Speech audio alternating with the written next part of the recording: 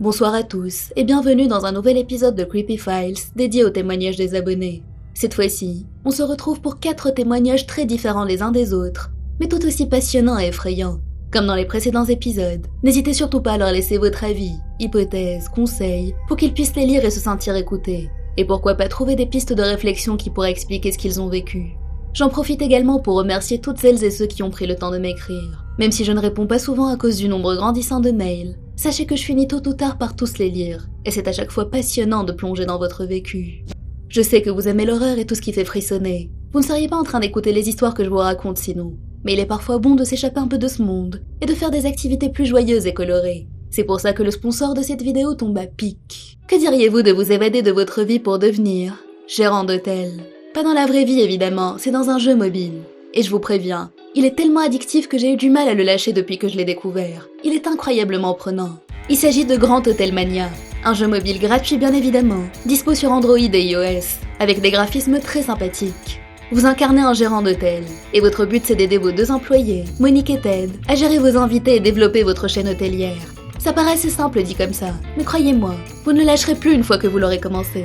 Il y a de nombreuses missions, parfois faciles, parfois plus difficiles avec des défis, et vous ne saurez plus où donner de la tête. Le jeu vous tiendra facilement en haleine pendant plusieurs heures.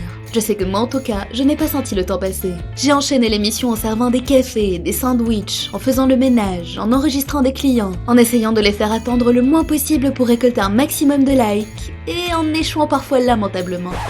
Le jeu cache aussi beaucoup de mystères, qui arrivent aux moments les plus inattendus et qui vous surprendront. Je me demande bien qui est le père de cet enfant. Oh non, pas lui! Vous l'aurez compris, le jeu est super fun. Oh là là, qu'est-ce qu'on va encore devoir gérer aujourd'hui? Ah, des zombies! Je me suis attachée à Ted et Monique. Les pauvres ne sont que 2 pour gérer des dizaines et des dizaines d'invités pas toujours très sympathiques. Ça donne envie de faire de son mieux. Le jeu a d'ailleurs été tellement bien accueilli qu'il a été nominé pour le prix Best of 2020 par Google Play, dans la catégorie User's Choice en France. Donc si vous cherchez un jeu agréable et captivant pour vous évader le temps de quelques heures, je ne peux que vous recommander Grand Hôtel Mania. Je l'ai personnellement adoré. Et en plus de passer un bon moment en jouant, vous soutenez gratuitement ma chaîne en le téléchargeant. Et ça m'aide énormément à continuer. Donc si vous voulez me soutenir, n'hésitez pas à le télécharger avec le lien que je mettrai dans la description. Merci d'avance à tous ceux qui le feront. Après la petite parenthèse détente, il est temps de replonger dans le monde du paranormal. Prêt à découvrir ces témoignages terrifiants? C'est parti.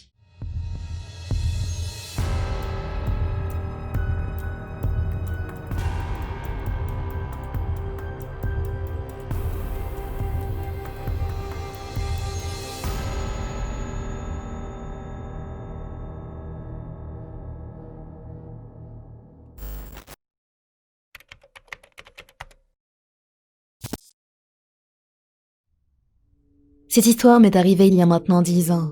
J'avais emménagé dans une maison en région liégeoise, en Belgique, avec mes 5 enfants, suite à une séparation avec mon mari qui m'avait quitté quelques mois plus tôt alors que j'étais enceinte de ma dernière. C'était une maison d'un certain âge, et je n'avais aucun voisin direct. Il y avait d'un côté la cour qui donnait sur un garage, et de l'autre une ruelle. Peu de temps après l'emménagement, mon fils Gabriel, âgé de 2 ans et demi à l'époque, a commencé à me parler d'un petit garçon qu'il voyait et qui jouait avec lui. Il l'appelait Gay, ce qui voulait dire Gaël, je présume. Je me disais que c'était simplement un ami imaginaire, comme beaucoup d'enfants en avaient. Mais lorsqu'il a été scolarisé, et qu'il n'y avait plus personne à la maison, je me suis aperçue qu'on entendait jouer dans leur chambre. Des bruits de jouets qui bougent, des cubes qui tombent, etc. Intriguée, j'ai questionné mon fils sur son ami. Il m'a répondu « Il est en haut, parfois il vole ». Je n'ai pas compris ce qu'il voulait dire. J'ai fini par m'habituer à ces bruits, renonçant à leur trouver une explication rationnelle. Un jour, mon fils aîné de 18 ans m'a demandé si ça m'arrivait de me relever régulièrement après être allé me coucher. Je lui ai répondu que non, pas du tout.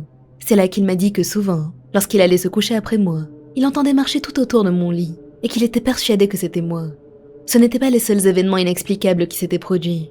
Mon fils Gabriel avait fait 2 chutes qui auraient pu lui être fatales, mais il n'a rien eu, pas même un bleu. La première était un jour où j'étais allée le chercher dans sa chambre après sa sieste. Je l'avais posé à terre juste le temps de tendre le bras pour fermer la porte. Et là, il a basculé dans les escaliers. L'escalier était en 2 parties qui formaient un angle droit, et il était tombé jusqu'en bas. Je lui avais couru après en hurlant de panique, persuadée que j'allais le retrouver mort sur le carrelage. Mais il était heureusement miraculeusement sain et sauf.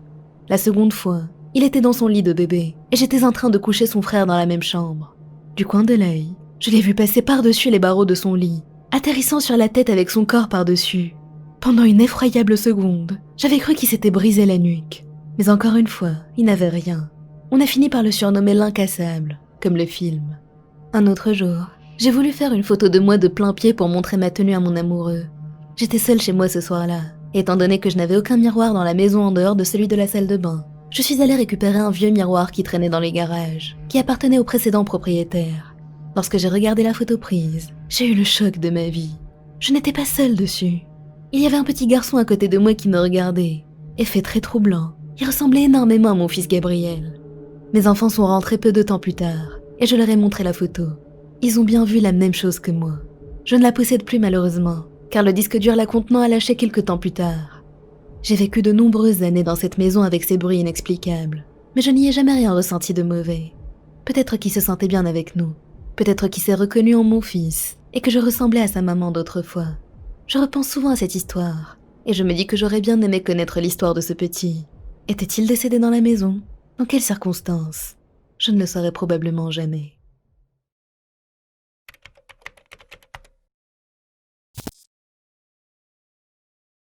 Il y a quelques années, il m'est arrivé quelque chose qui restera gravé à jamais dans ma mémoire. Lorsque j'avais 10 ans, j'ai emménagé dans une nouvelle maison avec ma mère. Dans ma chambre se trouvait une immense armoire en bois. Les premiers mois après l'emménagement, je dormais très mal. Je faisais de terribles cauchemars qui me terrorisaient.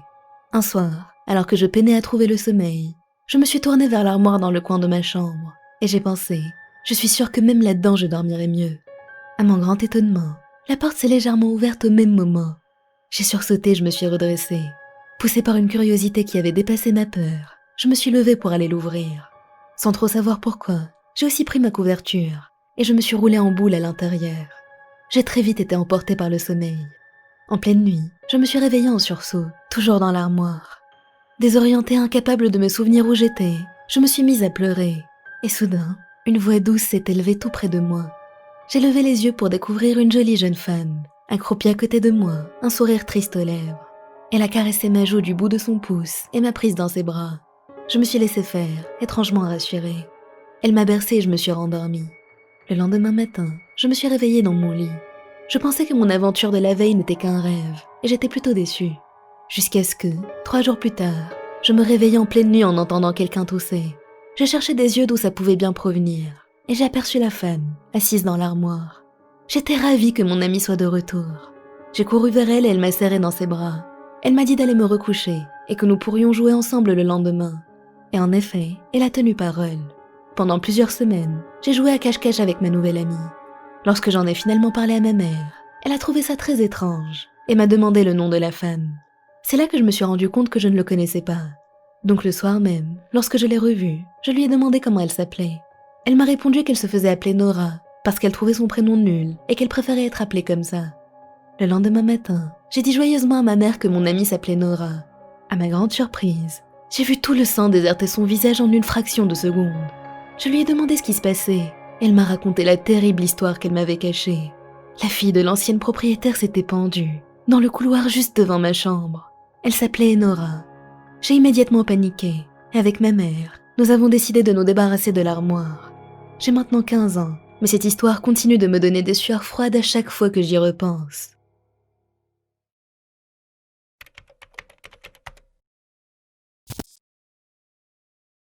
J'ai été gendarme pendant 3 ans. Et un soir, j'ai vécu une expérience paranormale que je n'oublierai jamais. C'était une nuit vers 2 ou 3 heures du matin. Nous avons été appelés pour un accident mortel de la route. Le conducteur, sous l'effet de l'alcool, avait foncé dans un platane à 120 km/h. À notre arrivée, le conducteur avait déjà été pris en charge par les pompiers. Nous ne l'avons donc pas vu. Il avait sa ceinture de sécurité, mais le choc l'avait tué sur le coup. Au niveau du siège passager, il y avait un énorme trou dans le pare-brise. Nous avons donc conclu qu'il y avait une autre personne avec lui, qui n'était pas attachée, et qui avait dû traverser le pare-brise pour finir sa course dans les champs de maïs. Il n'y avait aucune chance que cette personne soit encore vivante.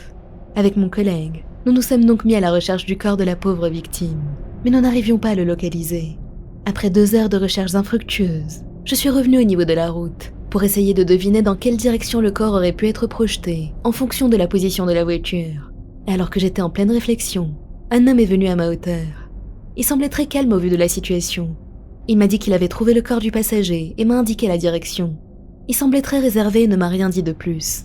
J'ai suivi la direction qu'il m'avait indiquée, et en effet, j'ai pu retrouver le corps sans vie du passager.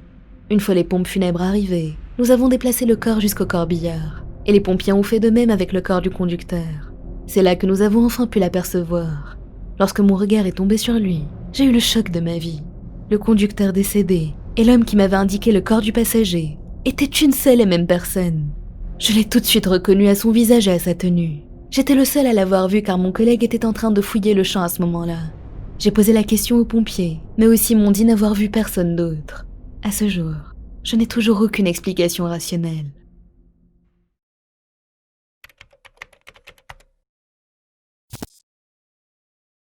Avant de vous raconter cette histoire, je tiens à préciser que je suis une de ces personnes qui aiment rationaliser tout ce qui les entoure. Je n'aime pas ne pas savoir ou ne pas pouvoir expliquer quelque chose. Pourtant, l'expérience que j'ai vécue quand j'avais 16 ans me laisse aujourd'hui encore complètement perplexe. À cette époque, j'habitais dans un petit village traversé par une grande nationale. Et malheureusement pour nous, l'endroit où était placée notre maison était un virage particulièrement meurtrier. On avait au moins un accident par an devant chez nous, et les 2/3 de ces accidents étaient mortels. De plus, comme si ce n'était pas suffisant, le voisin qui habitait dans la maison mitoyenne à la nôtre s'était pendu chez lui l'année précédente. Vous l'aurez compris, nous étions habitués à la mort. Pourtant, malgré tout cela, nous n'avions jamais été témoins de phénomènes étranges ou inexplicables, jusqu'à ce fameux jour. C'était au printemps, en plein après-midi. Mes parents étaient sortis acheter des matériaux de construction pour notre future maison, et en tant qu'aîné, ils m'avaient demandé de surveiller mes frères et sœurs. Il y avait ma petite sœur de 11 ans, mon petit frère d'1 an, et la petite dernière de quelques mois à peine. J'étais en train de jouer avec eux lorsque j'ai entendu mes parents s'éloigner en voiture. Environ une demi-heure est passée, et tout à coup, j'ai ressenti le besoin de me retourner. C'était assez étrange comme sensation, je n'avais jamais ressenti ça auparavant. C'était comme si je savais que quelque chose m'observait, sans pour autant sentir de présence. En me retournant, j'ai aperçu ma sœur de 11 ans qui se tenait au niveau de la porte. Je voyais clairement les traits de son visage, à l'exception de ses yeux qui étaient cachés par sa frange. Pourtant, malgré cela, je sentais un regard froid posé sur moi. Tout en continuant à jouer avec les petits, j'ai invité ma sœur à venir nous rejoindre, mais ne m'a pas répondu. Étonnée, j'ai insisté, mais toujours aucune réponse à part son expression froide. Troublée, je lui ai demandé si tout allait bien et pourquoi elle se comportait aussi étrangement, mais je n'ai réussi à lui arracher aucune réaction. Irritée, je me suis levée pour ouvrir la porte et voir ce qui se passait, mais pendant la seconde qu'il m'a fallu pour me lever, l'image de ma sœur avait disparu. Surprise et inquiète, j'ai posé les petits dans le lit sécurisé et je suis partie à sa recherche. J'ai regardé dans toutes les pièces, fouillé chaque recoin de la maison, mais impossible de la retrouver. Mes parents sont rentrés au même moment, et avec stupeur, j'ai réalisé que ma sœur était avec eux. Je l'ai bombardée de questions sur son étrange attitude, mais ce n'est qu'en voyant son expression de pure incompréhension que j'ai réalisé que ça ne pouvait pas être elle, puisqu'elle venait à peine de rentrer avec mes parents. Je n'ai jamais réussi à trouver d'explication rationnelle à ce phénomène, et je continue d'y penser à ce jour, bien que j'ai vécu d'autres expériences étranges depuis, mais celle-ci reste définitivement la plus marquante. Voilà, c'est la fin de cette vidéo, j'espère qu'elle vous a plu. N'hésitez pas à laisser vos ressentis en commentaire. Les abonnés qui ont partagé ces histoires et moi-même avons hâte de lire vos retours. Et comme d'habitude, si vous voulez m'envoyer vos propres témoignages, vous pouvez le faire par mail, toutes les infos sont en description. À bientôt.